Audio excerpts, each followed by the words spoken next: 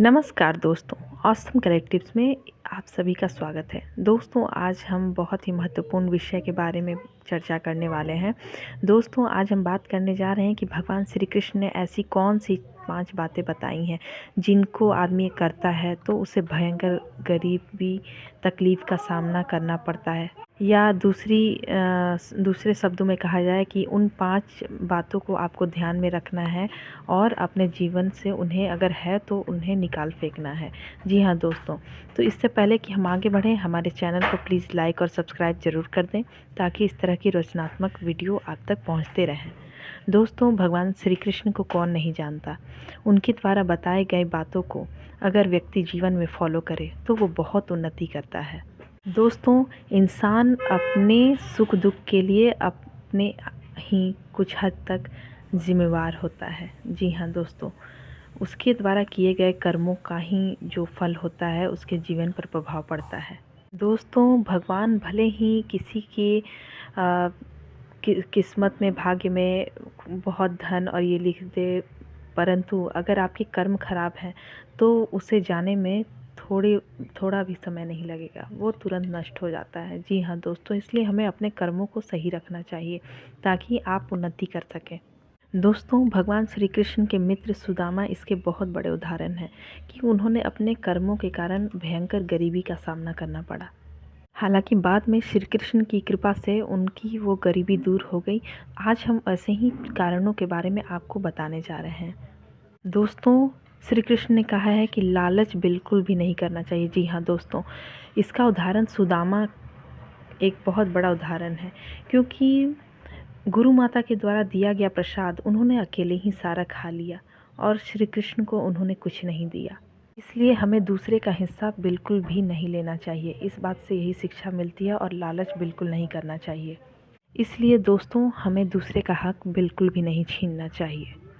दूसरा जो महत्वपूर्ण बात है वो है कि अगर आपके द्वार पे कोई भी गरीब या भूखा व्यक्ति आया है तो उससे दुत्कार कर बिल्कुल न भगाएं। इसके समान बड़ा पाप कोई नहीं होता। ऐसा करने से व्यक्ति के जीवन में अनेकों परेशानियां आ जाती हैं। इसलिए आपको चाहिए कि उस गरीब को भोजन करा कर उसकी आत्मा को तृप्त करें। तीसरा जो सबसे महत्वपूर्ण है कि स्त्री का अनादर बिल्कुल नहीं होना चाहिए। जी हाँ दोस्तों, जो पुरुष स्त्री का अनादर करता है उस घर से लक्ष्मी रूठ कर चली जाती हैं।